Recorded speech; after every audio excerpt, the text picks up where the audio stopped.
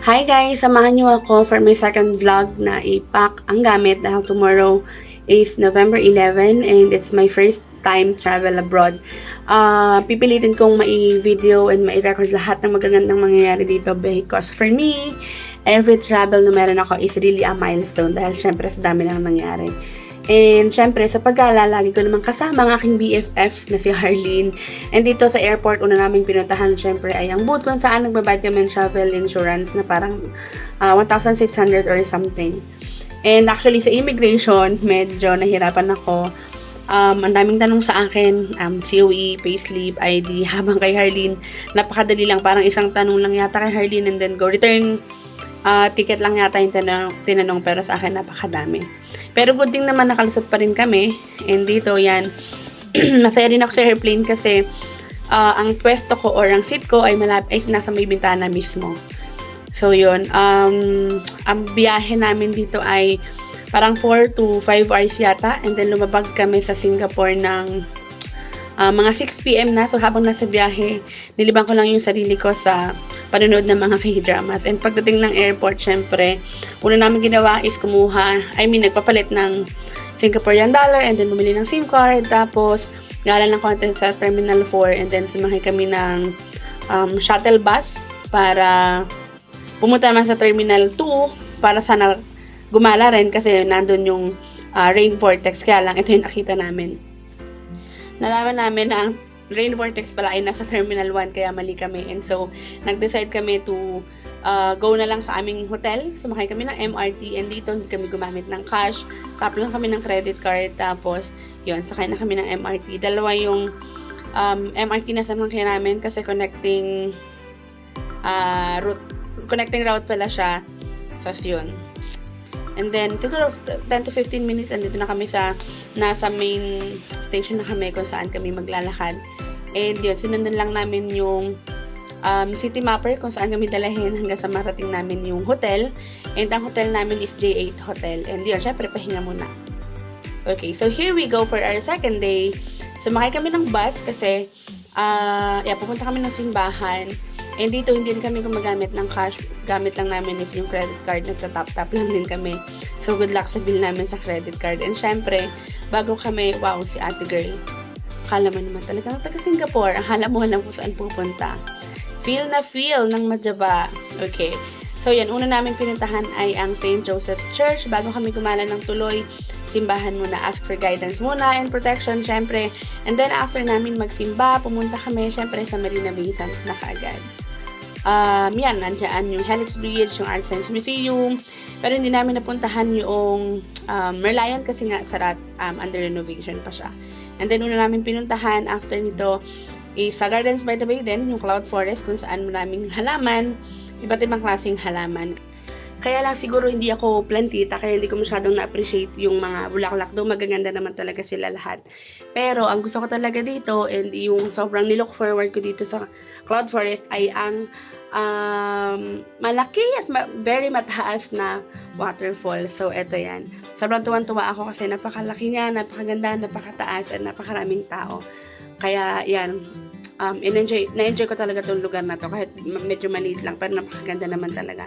And iyon, syempre kung halimbawa na fanatic ka ng Avatar, matutuwa ka din kasi meron sila dito nung Avatar World, nandito yung iba't ibang siguro character doon sa Avatar. Pero kasi ako napanood ko siya once lang, so hindi ko siya masyadong na-appreciate din.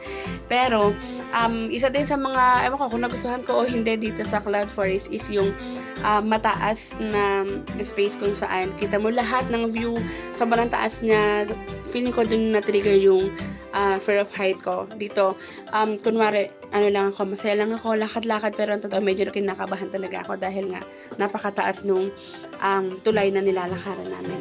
And also, isa sa gusto ko din dito is itong lights effect nila kung saan tuwan-tuwa ako kasi yung ilaw sumusunod sa paa ko and in-enjoy ko talaga siya, sunod-sunod ako. Kaya lang maya-maya na-realize ko na umalis na rin kasi naisip ko ako na lang pala yung matanda, puro bata yun nandun. And yun, isa sa gusto ko rin dito is syempre itong sa Super Chic yung mga lighting, and then yung sa sabi, yung light show nila, tuwang-tuwa ako. Dito kami nag-relax talaga hanggang mag-uwian na kami. And syempre, siguro mga 9 or 10 p.m. nagayaan na kami umuwi, pero bago yun, in-appreciate muna namin yung lugar kasi napakaganda and very relaxing talaga. Yun, so umuwi na kami mga 9 p.m. or 10 siguro. And then day 3, eto sakay ulit ako ng MRT, mukhang si ate girl nagko-compute ata ng mga ginastos. Nagpunta kami ng Terminal 2, kaya lang nalaman namin na nasa Terminal 1 pala talaga ang rain vortex. Buti na lang, may parang, eto, train lang na to na, bridge lang na to, nalalakarin mo lang, mahaba lang siya para makita yung rain vortex. So, yun, dun lang kami tumawid. And then, sakay kami ulit ng MRT dahil babalik kami sa Gardens by the Bay. Pupunta kami ng Art Science Museum. Pero, actually, dito na-realize namin dumaan sa Fort Canning, kaya lang sarado pala. And then, yun nga, bumaba kami ulit sa Bay. And dito sa isang side to, kaya maganda rin yung view. And syempre, dito kami sa Herix Bridge tumawid. At pagkatapos nun, pumasok na kami sa Art Science Museum na isa sa main attraction din ng aming gala actually. And then yung BFF ko nangunguna, feeling ko talaga, bet niya rin yung receptionist kasi napakagwapo naman talaga. So yun, isa sa gusto ko dito, una namin yung napasukan dito is itong mga bulaklak ba to o paru-paro, hindi ko alam kung ano sila, pero mukha akong tanga kasi tinentry ko kung hahabol din sa akin yung mga ilaw, pero wala talaga. So yun, nag-moment na lang ako sa mga walls na may ilaw. And tuwang-tuwa ako kasi hindi ko akalain si Harleen, yung aking BFF na napakahindi naman talaga. Sumakay sa trip ko, tuwang-tuwa ako. So yun. And then maya-maya, konting lakad lang, eto na kami. Nagkukulay ng mga kung ano-anong mga sea creatures. Hindi ako marunong sa art, kaya ginaya ko na kung ano ginawa ni Harleen. Hindi pa ko lang yung kulay. And yan, syempre, ang aking Marinela, yun ang una kong sinulat na pangalan. And si Harleen, yung kanyang seahorse. Ewan ko anong meron sa seahorse. Bakit namin pareho nagustuhan yung seahorse. Siguro ako nakikaya lang talaga ako kay Harleen. And, yan, siguro, yan, maya-maya si Harleen, naggawa na rin siya ng panibago. Kaya naman ako, si Gaya-Gaya, gumawa na rin ako. And syempre, family first, inuuna ko din, isinulat ko din yung pangalan. Kaya lang, yan, diba? Hindi ko alam kung bakit yellow yung naisip ko. And maya-maya na-realize ko, ang sagwa ng hitsura nung aking nakulayan na pusit. So, kumuha ako ng nagkulay ako ng bagong isda. Ayan, tingnan mo naman, napakasagwa nung, o baka green-minded lang talaga ako. So, yun, anyways, yan, maya-maya lang binigay namin yung papel doon sa nagsiscan, and ito na yung aming mga fishes. Naglalangoy na sila sa dagat. And same dito, yung airplanes namin, ayan, gumawa din kami ng airplane na lumilipad na kanya. Tuwan-tuwa ako kasi kapag tinap mo yung screen, lilipad ng mabilis yung aeroplano. So, yun. And isa sa, gusto ko rin dito is itong ilaw na to na may pathway. Hindi ko alam ko naman hindi ako mahulog, pero feeling ko habang naglalakad ako dito, mahuhulog ako, kaya takot ako. Dinaan ko na lang siya sa sayo, pero totoo, kinakabahan talaga ako.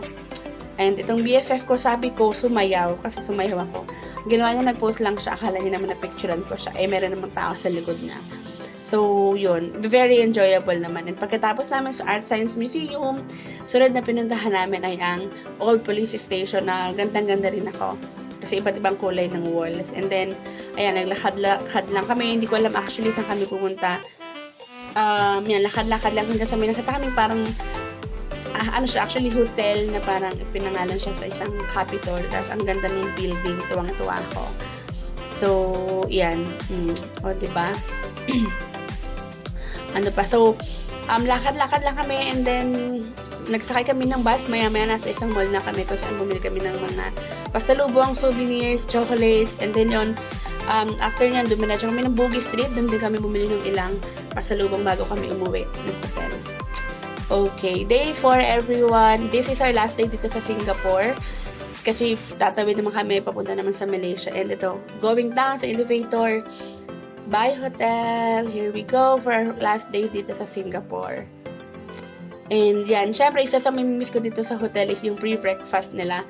Tuwan-tuwa ako sa mga pagkain nila kasi hindi kami nahirapan mag-adjust dahil yung mga food nila dito sobrang para sa lahat ng lahi. Like, hindi ka kailangan, hindi ka mahihirapan dahil iba-iba yung pagkain nila talaga para sa lahat. Yun. Tuwan-tuwa ako dito. And mababait din yung mga staff ng hotel na to. And then, pumunta kami ng Little India and na-realize namin na nasa malapit lang pala siya. Lakad-lakad lang kami hanggang nakita namin yung mga naririnig namin na mga place like itong Arab Street, yung Haji Lane, nakita din namin. And then, maya-maya nandito na kami sa tapat ng Sultan Mosque. Hindi ko alam kung Sultan Mosque or Mosque, pero kung ano man, eto yun, very magandang lugar. And then, ayan, si ate girl, nasa bus, mukhang tulog na tulog at pagod na pagod. And then, ilang minuto, andito na kami sa Universal Studios. Wait, nasa na yung globe? Yan, actually, hindi kami pumasok sa loob, hindi kami nag-ride or kumala. Picture lang talaga yung nabol namin. And buti na lang talaga kasi maya-maya lang sobrang lakasan ng ulan. Kung nagkataon, lugi kami, nasayang yung 3,000 na babayad namin kung sakali. So, naglakad na lang kami ulit and nakita namin itong isang temple. Hindi ko alam kung anong pangalan ng temple. And then, pumunta kami sa isa sa kilalang food center dito sa Singapore kung saan iba't ibang klaseng pagkain. Diba meron? And mura talaga. Meron siyang Japanese food, syempre Singaporean food, Chinese food. Kaya lang isa talaga yung hinahanap kong food. Yung Korean food, wala sila. Hindi ko alam kung bakit walang Korean food. Yun yung talagang kine-crave po ko nung nakaraan pa. So yun, gutom na kami. So no choice, kumain na kami kahit hindi namin masyadong namin pagkain. And thankfully naman masarap din yung kinain namin. And syempre, enjoy mo na lang din kasi sayang yung pagkain, mahal yung pagkain. So, kailangan din namin magpakabusog. And after namin ngang kumain, pumunta kami sa Chinatown kung saan namili kami ng mga ilang pasalubong. Kasi after nito, babalik na kami ng hotel to get our things. Kasi at 6 p.m. pupunta kami ng bus para sumakay sa Malaysia. And ito, habang pupunta kami ng hotel, nakita namin tong iJuice na nakita rin namin sa airport. Hindi namin alam kung paano. And yun, $3 pala yung kailangan na ihulog para lumabas yung natural orange juice na yun, parang doon siya talaga ginagawa. And syempre dito, yan, nung magawa ko kunin, medyo natakot ako baka maipit. Tapos, yun, kukuha ako ng straw and medyo tanga pa ako sa part na baligtad pala yung, wow, ang asim girl! 6 p.m. sakay na kami ng bus nito. Papunta na kami ng Malaysia. And doon na kami mag-spend ng 1 day kasi uuwi na rin kami sa Pinas after. On our 5th day, andito na kami ngayon sa Kuala Lumpur, Malaysia. Rent lang kami ng isang maliit na hotel. Iniwan namin yung gamit. Tapos, nung umaga, dumiretso na kami dito sa Batu Caves. And unlike doon sa Singapore, hindi kami nag-bus or a taxi. Grab kami dito. And ito sa ate girl, masyadong ninanam ng yung view na napakaganda. Maraming tao. And yun, doon sa taas na yun yung hagdan na maraming kulay. Akyat kami doon. And meron daw kasi doong cave na pwede kang magdasal. Kaya lang, dito pala, bawal yung medyo maiksi yung short or yung palto or yung anything na suot mo. So, kailangan namin bigyan or lagyan ng scarf. Ako hanggang tuhod, si Harley naman nakadress hanggang tuhod rin, pero bawal pala yun. So, kailangan pa rin namin gumamit ng scarf. And parang 15 ringgit yata ang isa. So, nagbayad kami ng 30 ringgit para sa dalawang scarf. Pero amin naman na yun. Inuwi na namin yung scarf na yun. And then dito, yan, simula na ng aming paghihirap. Hindi ko alam kung ilang steps ang meron yung hagdan na to. Pero ang sabi nila is, nasa 100 raw. And may mga times na tumitigil talaga kami maglakad kasi sobrang haba and sobrang taas. And sa laki ko and sa timbang ko, nakakahingal siya talaga. So, siguro, may ewan ko, o iba yung 15 or 10 minutes na naglakad kami hanggang sa makarating kami sa taas. And nakakatuwa kasi may mga unggoy pa din dyan kaya medyo, dagdag takot. And after ilang minutes, eto na kami. Finally, nakarating na kami sa taas. And eto pala siya. Yan. Una, pagdating namin, nagpahinga muna kami. May bangko sa gilid. Nagpahinga muna kami. And then, hindi ko alam kung paano dasal yung gagawin. So, sa isip ko na lang yung dasal ko. And then, after na wala na kaming ibang ginawa kundi, alam mo yun, mag-aura-aura lang, mag-picture, mag-video. Kasi, yun, pahinga na rin namin kasi sobrang nakakapagod yung pag-akyat na ginawa namin. And then after nun, yun, bumaba na rin kami kaagad. And nag-grab kami ulit papunta sa isang temple. Parang Tianho Temple yata yung pangalan nitong temple na to. Nung nakita ko siya online, sobrang gandang-ganda ako. Kasi sabi ko, Harley, hindi pwedeng hindi natin puntahan yung temple na yan. Oh, ang saya ni ate girl. Anyways, yan. Tapos, pumasok kami sa loob and ito yung ang loob niyan. Marami ding tao, iba't ibang nationalities din yung meron. Hindi ko rin alam kung paano yung dasal na gagawin. So, sa isip ko na lang yung dasal ko, and yun, pahinga na rin. And then ang ganda, ito yung view sa labas or sa baba noong Tinho Temple. Yan, ninamnam lang namin yung view habang nagpapahinga kasi medyo marami din yung nilakad namin. Tapos, on our lunch, pumunta kami sa isang mall after namin iwanan yung luggage namin dun sa bagong hotel na na originally pinagbukan talaga namin. Pumunta kami sa isang mall dito sa Kuala Lumpur. Pavilion something yung name ng mall. And finally, may nakita na akong Korean food. And nung nakita ko yan, sabi ko kay Harleen, this is it. Ito talaga yung kakainin ko. This is it. So yun, kumain talaga kami ng japchae. And then, hindi ko maalala hindi ko alam kung anong pangalan ng kinain ko. Pero yun, Korean food siya. And ayun, craving satisfied, ika. Hindi naman ako marunong mag-chopstick, kunwari lang ako marunong talaga. Anyways, na-enjoy ko yung food, kaya lang, may panira sa moment. Sobrang lakas ng ulan dito sa Malaysia. Hindi ko alam kung paano, pero nagstay lang kami ng ilang minuto, and then medyo humupa na, pumunta kami sa station kung nasaan nandun yung hop on, hop off na bus. Sumakay kami doon, syempre, nagbayad kami. Hindi ko na lang maalala kung magkano yung binayaran namin, pero yun. Hop on, hop off bus is, yun lang, gagala lang kayo sa city, and yun, makita mo ng iba't ibang view sa Kuala Lumpur City. Tapos, syempre, nung makita namin yung Petronas Tower, bumaba na kami kasi yun lang naman yung talagang gusto namin. Actually, gusto rin namin makita yung KL Tower, kaya lang sobrang sama ng panahon, maulan, hindi na namin ninais pa. And then, bumaba na kami dito sa Petronas Tower, kung saan, syempre, nag-video kami, nag-picture, and then dito kami nag-emote. Kaya lang, ang hirap mag-video kasi every time natatangkain kong mag-video, mag-emote, kunwari, biglang merong panira, either sasalubong sa akin or nasa likod sa akin. Iyon. Kaya ilang ulit kami. And then, sa huli na realize ko, dead man na, bahala na kung paanong video ang gagawin. Kaya lang, yun lang, mga 5:30 something ganun, umulan na naman, kaya hindi na namin nagawang pumunta sa market para bumili ng pasalubong. Bumalik na lang kami sa hotel. And then, ito yung hotel namin, napakaganda ng hotel. Expression Suites Hotel yung pangalan, napakataas, napakaganda. We're in the 7th floor. Ayan, 2 yung bed, kaya lang hindi naman namin siya ma-enjoy kasi nga, mamayang gabi uwi na rin kami for our flight ng 2 a.m. So, ayan, 7th floor, kaya ang ganda ng view. And then, isa sa gusto ko dito is yung pool, kasi gusto ko mag-swimming sa taas kasi talaga. Kaya lang, panira na naman yung ulan, hinarangan kami, hindi na rin pwedeng maligo. At 10 p.m., nag-grab na kami papunta ng airport kasi parang may 1 hour yata yung biyahe namin papunta ng airport. So yun, nakakatawa kasi yung driver namin sa Grab, sobrang madaldal and sobrang friendly, kaya ang dami namin napag-usapan. I-share ko sa inyo dito yung ilan lang sa mga napag-usapan namin na sobrang natutuwa ako. How do you say thank you in Malaysia? Thank you. Terima kasih. So long. Torima? Terima kasih. Terima kasih. Kasih? Kasih. Kasih. Terima kasih. English is thank you. Yeah. But the one is very long. Short form is speaking. But in Filipino, it's a bit longer.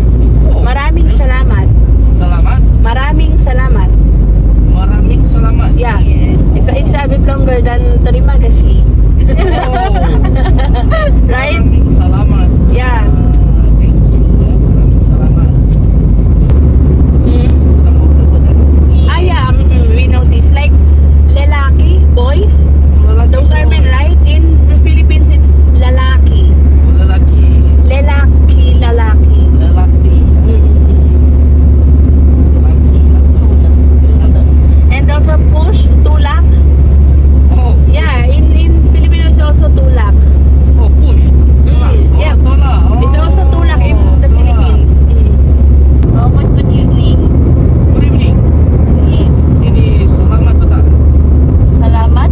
Petang. Hutang, hutang, hutang. Salamat hutang. Okay. Because in the Philippines, hutang, it's like you're cursing someone. Praising someone or someone is crazy? No. You're cursing someone. Like, fuck, shit. Yeah, something like that. Yeah. Going home. Going home. Pauwi ng mga OFW. Vienna!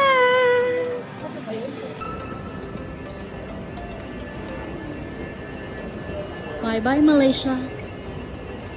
Bye-bye, Malaysia. Hindi ko alam, friend. Sorry, hindi ko alam. Dito ba? Dito? Dito tayo? Ewan ko.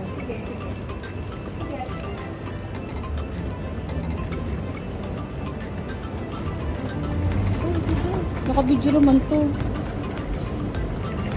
Kanina pa.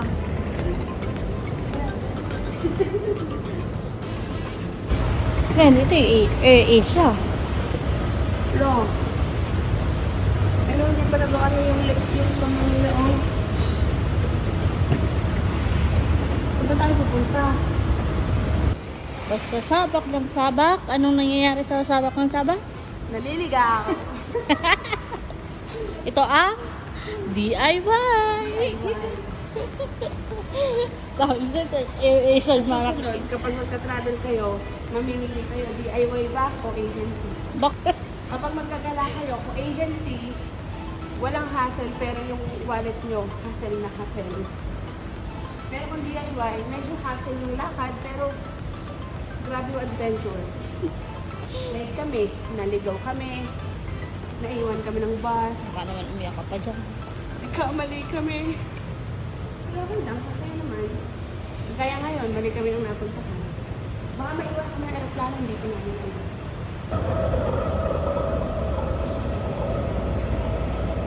Oy, iwan mo. Uy, bukas yung bag mo. Yung tinatagbewa mo, feeling mo, Stick here. Tighten seatbelt by pulling loose end. To unfasten, lift toggle buckle and pull free end to release. In case of water landing, your life vest is found under your seat. Remove sharp objects from your body. To don, slip vest over the head. Take tape around the waist and push end to buckle. Pull tape to tighten. When outside the aircraft, pull inflation tags to inflate vest. Manual inflation.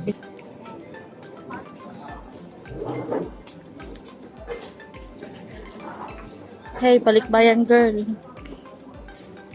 Wala kami sa tuloy. Kala mo, ang tagal na wala eh. Ang nasa namin pati mundo na. Oo, andyan na sundo natin. Wala na yung pangalan natin. And that's it, people. We're back in the Philippines. Sobrang happy, sobrang blessed na nakarating kami ng Singapore at Malaysia kahit sobrang iksing trip lang.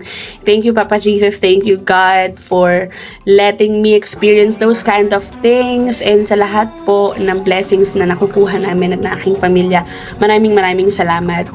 And thank you po sa panonood na aking video kahit medyo boring. Pero yun nga, sabi ko nga, this is really important for me. Kaya talagang pinilit ko na makuhaan ng videos lahat ng mangyayari. And ano pa ba? Salamat din sa aking friend na si Harley na sobra namang malaki naging tulong kasi siya lahat nagre-research ng magiging biyahe and yung gagawin namin sa trip namin. If it wasn't for her, medyo magiging mahirap talaga yung aming gala. And yun, sobrang na-appreciate ko and really I believe na ito yung bakasyon na sobrang deserve namin. Thank you, Papa Jesus. Thank you, everyone, for watching. God bless us, everyone. Bye-bye.